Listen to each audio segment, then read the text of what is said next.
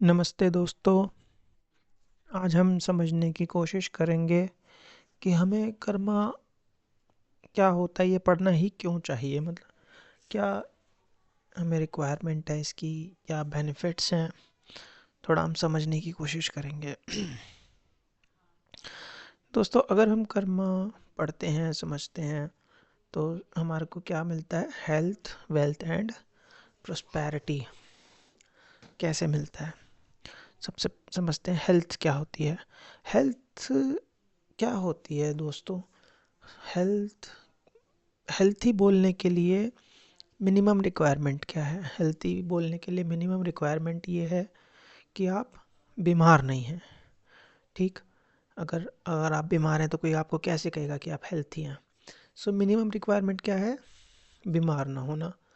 और ये देखिए कि जैसे हम नमस्ते करते हैं, तो नमस्ते हम हज़ारों सालों से नमस्ते करते आ रहे हैं।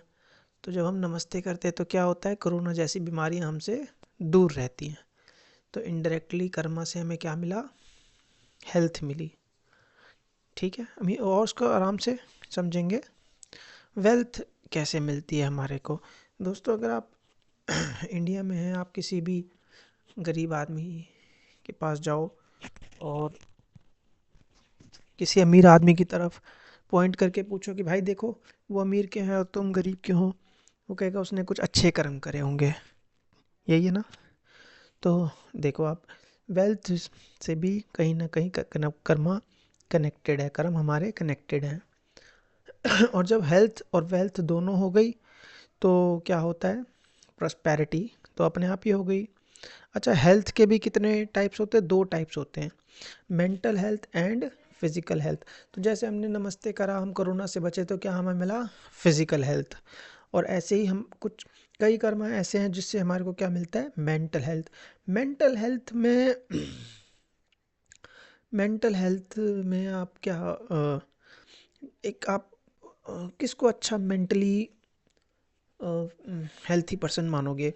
मेरे हिसाब से एक अगर अगर आपका माइंड फियरलेस है, ठीक है। जैसे कई बार आपने देखा होगा कि भाई कई लोग चूहों से डरते हैं, कोई लोग कॉकरोच से डरते हैं, कई लोग कुत्तों से डरते हैं। तो मेरी नज़र में अगर अगर आप फियरलेस पर्सन हो तो आप क्या हो?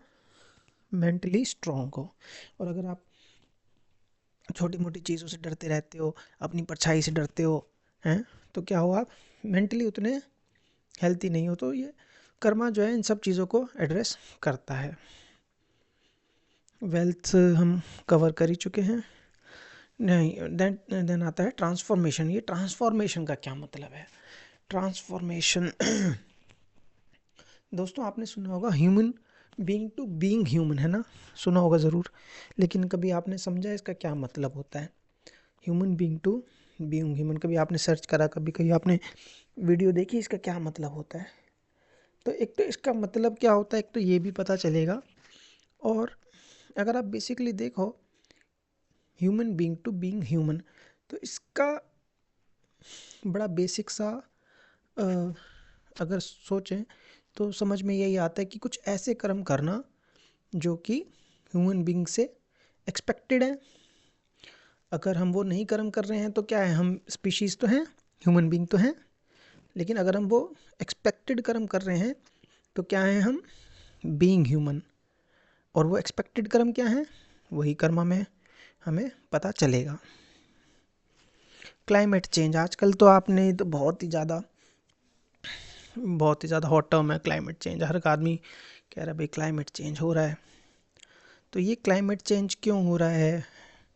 फ्लड्स क्यों आ रहे हैं हर साल, है ना? इतना गर्मी गर्मी में गर्मी क्यों है, सर्दी में सर्दी क्यों है, इतना पोल्यूशन क्यों है?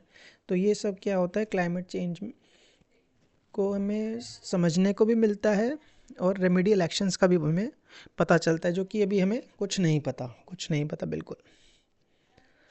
अच्छा, what can should I do?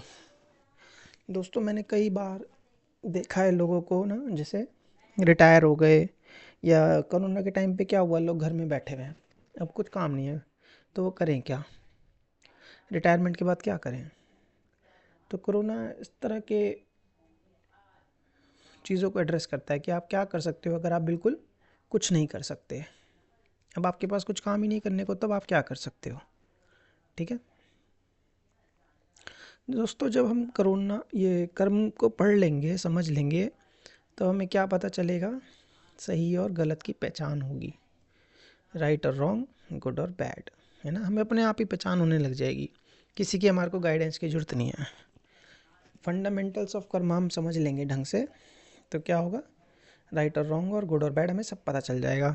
जैसे कि नॉनवेज खाना राइट है या रॉन्ग है। कई लोग पूछते हैं भाई हमें प्याज लहसुन खाना चाहिए कि नहीं खाना चाहिए, किसी को पैसे दान देना अच्छा है या बुरा है ना। यूक्रेन और रशिया की लड़ाई में कौन सही है? रशिया सही है या यूक्रेन सही है? इसराइल और हमास की लड़ाई में कौन सही है? हमास सही है या इसराइल सही है ना। कौन से भगवान को हमें पूजना चाहिए? और ये वन गॉड और मैनी गॉड का क्या डिफरेंस है? क्या दोनों एक ही हैं, क्या दोनों अलग अलग हैं? बहुत कन्फ्यूज़न है ना। ये सब कन्फ्यूज़न दूर हो जाती है। एक पर्पस ऑफ लाइफ बड़ा ही टिपिकल टर्म है। पर्पस ऑफ लाइफ है क्या? मतलब हमारी ज़िंदगी का उद्देश्य क्या है? अगर आजकल के सिनेरियो में देखें तो ज़िंदगी का कोई उद्देश्य नहीं है। हम पैदा हुए, हमने कोई कैरियर ऑप्शन लिया, हमने पैसा कमाया, बच्चे पैदा किए, बच्चों को पढ़ाया लिखाया, जब हम मरे तो सब कुछ ट्रांसफ़र बच्चों को हो गया। तो ये तो ये तो रूटीन हो गया ना। हर एक की लाइफ में ये रूटीन है, ये पर्पस ऑफ लाइफ तो नहीं है ना, ये तो रूटीन हो गया। तो पर्पस ऑफ लाइफ क्या है वो भी हमें समझ में आएगा, है ना दोस्तों। तो आप लाइक करिए, शेयर करिए, सब्सक्राइब करिए, क्योंकि यही सबसे अच्छा एसईओ है। Thank you very much.